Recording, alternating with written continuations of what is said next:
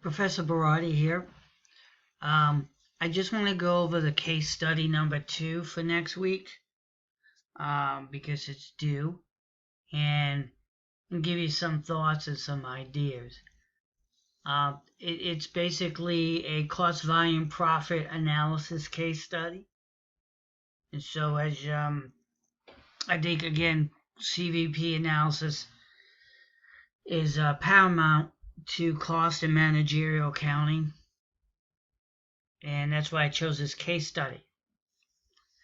It is straightforward. It should not give anyone a problem. I expect everyone to get anywhere from 90 to 100. This should all be A's. But before I start, let me just say this.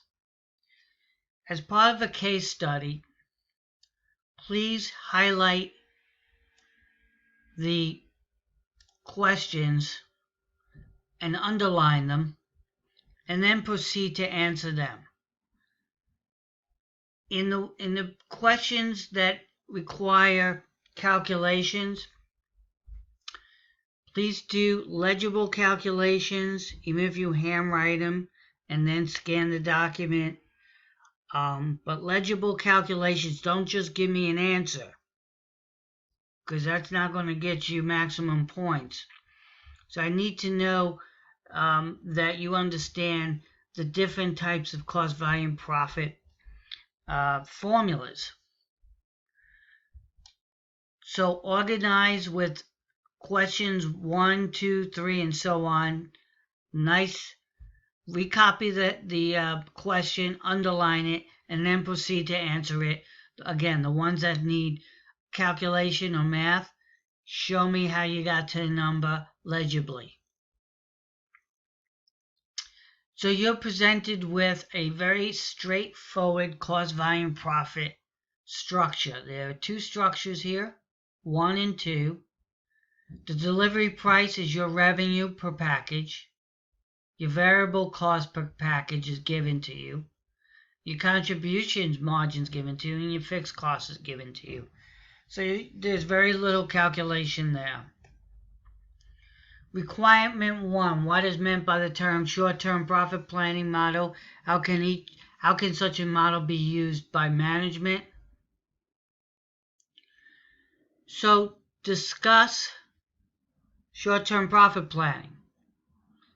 Why it's done, the importance of it,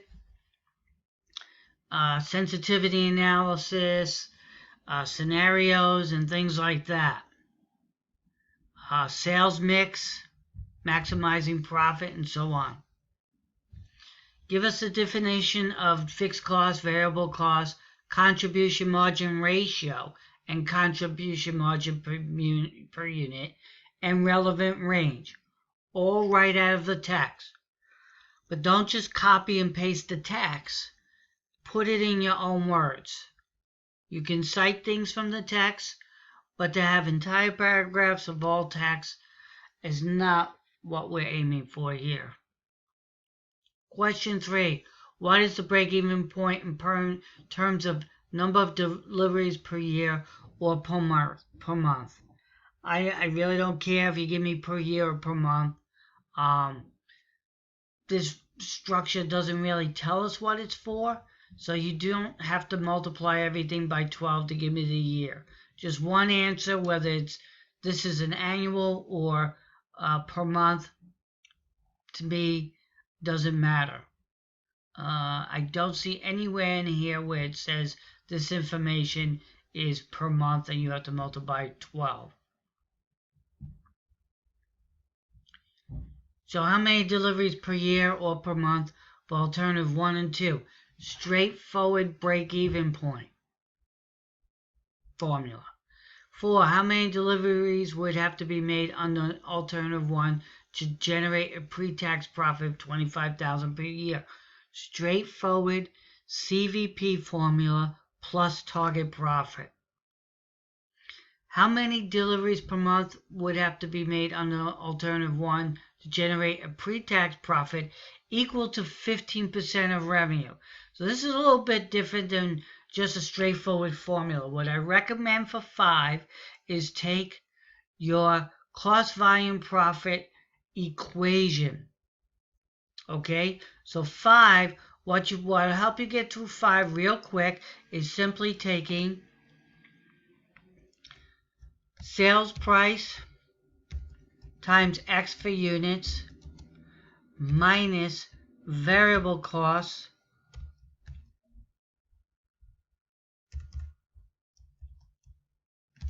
times X minus fixed costs equals targeted profit.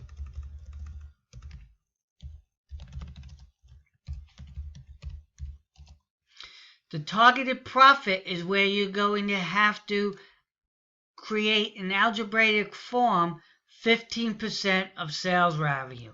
So those of you who might struggle with a little algebra, 15% of sales volume is going to be answered right here.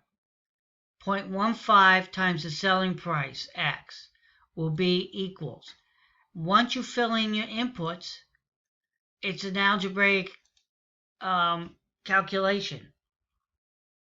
Very straightforward. Or you can use the cost volume profit formula as well. But what the problem is asking you to do is to figure out what 15% of sales revenue is in order to complete your cost volume profit. How many deliveries would have to be made under alternative 2 to generate after-tax profit of $100,000, assuming a tax rate of 45%. So this is a classic CVP targeted profit after tax equation. Assuming the coming year, total fixed costs are expected to increase by 10% for each of the 2 alternatives. So your fixed costs are going to increase by 1.10, 10%. What is the new break-even point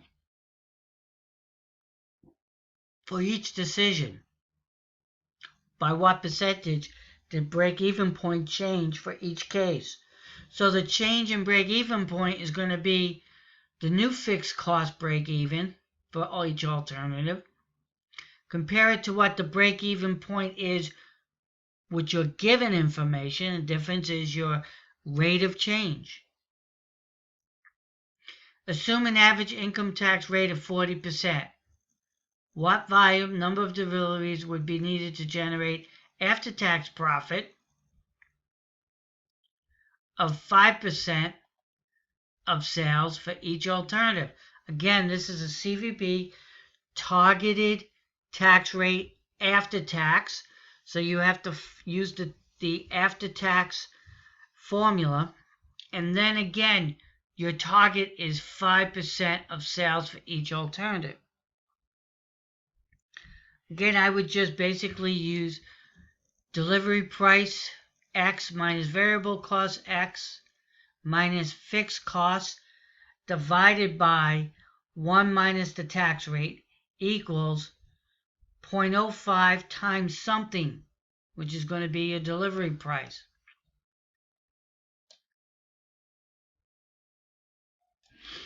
I'd like to share with you, Rachel, our fellow student, has given us permission to look over her case study from the first week. And I'd like to share this with you. This is Rachel's case study. And I'd like to show you how Rachel did a great job on her case study here. And notice, nice bold heading, a well-constructed, well-analyzed discussion. Again, nice bold heading with the question. Her schedule was impeccable, easy to follow, easy to grade. She did some illustrations and did some a good schedule here with some good explanations. She basically walked me through the steps to tell me what she's doing. Now keep in mind, this is an online class, obviously. So don't assume I can understand what you mean or what's in your head. You really do have to spell out a lot of the nuances here, which Rachel did a great job. Calculate the dollar amount related to the playpens. Again, excellent schedules here. Right down to the details. She even said, she didn't just say beginning whip, which we all might be prone to say, beginning whip. She put the job name with it. So pretend an auditor is looking at your work. Pretend you're at work and you have to do this for an auditor. What you want to do is avoid someone having to say, having to ask questions.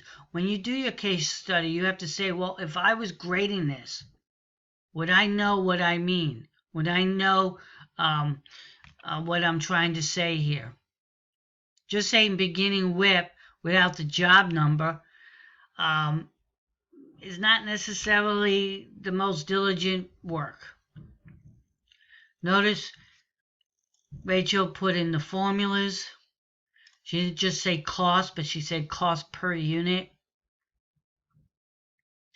Again, well-constructed, excellent job on this case study. As Rachel got 100 on this, so I commend her on a great job. Many of you did a very good job. Many of you got the right answers, but you didn't do the good schedules that I think are very important at MBA level. So again, ask yourself, by doing this, does the person grading or reading this have a million questions because I didn't cross my T's and dot my I's, even though I might have got the right answer?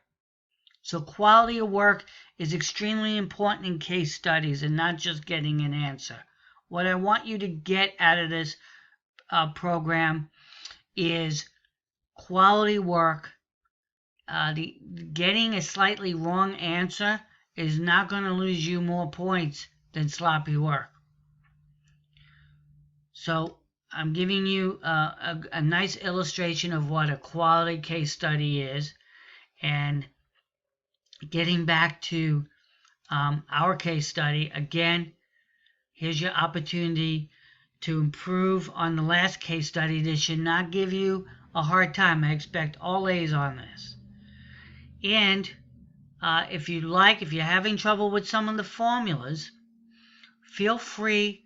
What I can do is I will open up a discussion for the case study where you can ask your fellow students, in case you're struggling with one of the formulas, you can maybe talk to one of your fellow students. And so I will start a discussion on the case study and give you a forum to go back and forth with each other and help each other out. I think that would be a good exercise as well. So I'm trying to make this as very much like going to work and working in a team. So good luck this week with the case studies, and I'll be available for any questions. Thanks.